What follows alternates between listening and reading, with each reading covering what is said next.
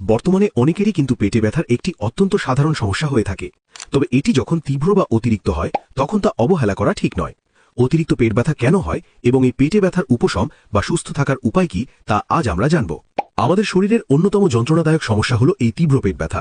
কেন এই ব্যথা হয় এবং কিভাবে আপনি আপনার পেটকে সারা জীবন সুস্থ রাখতে পারেন, চলুন বিস্তারিত জেনে নিই। পেট ব্যথার প্রধান কারণসমূহ। পেট ব্যথার কারণ সাধারণ থেকে গুরুতর হতে পারে। 1. গ্যাস ও অ্যাসিডিটি। ভাজা পোড়া বা মশলাযুক্ত খাবার খেলে পেটে গ্যাস জমে তীব্র ব্যথা হতে পারে। 2. Food poisoning. বাইরের খোলা বা বাসি খাবার থেকে পেটে ইনফেকশন হতে পারে। 3. কোষ্ঠকাঠিন্য। দীর্ঘ সময় পেট পরিষ্কার না হলে পেটে মোচড় দিয়ে ব্যথা হয়। 4. গুরুতর সমস্যা। এছাড়া অ্যাপেন্ডিসাইটিস, পিত্তথলির পাথর, প্রস্রাবের ইনফেকশন বা কিডনিতে পাথরের কারণেও অসহ্য পেট ব্যথা হতে পারে। হঠাৎ ব্যথা শুরু হলে যা করবেন: বেশি করে হালকা গরম পানি পান করুন। আদা চা বা পুদিনা পাতার রস খেলে গ্যাসের ব্যথা দ্রুত কমে। ব্যথার জায়গায় গরম পানির ব্যাগ দিয়ে সেঁক দিতে পারেন। অতিরিক্ত ব্যথা হলে নিজে নিজে ব্যথানাশক ওষুধ না খেয়ে দ্রুত ডাক্তারের পরামর্শ নিন। পেট ভালো রাখার উপায়। আপনার পেটকে সবসময় ভালো রাখতে নিজের নিয়মগুলো মেনে চলুন। 1. আঁশযুক্ত খাবার। প্রতিদিনের তালিকায় প্রচুর শাকসবজি ও ফলমূল রাখুন, যা হজমে সাহায্য করে। 2. প্রচুর পানি পান।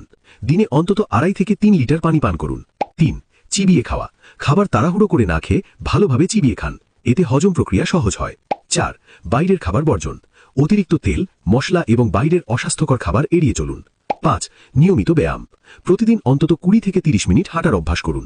সতর্কবার্তা, এটা মনোযোগ দিয়ে শুনুন।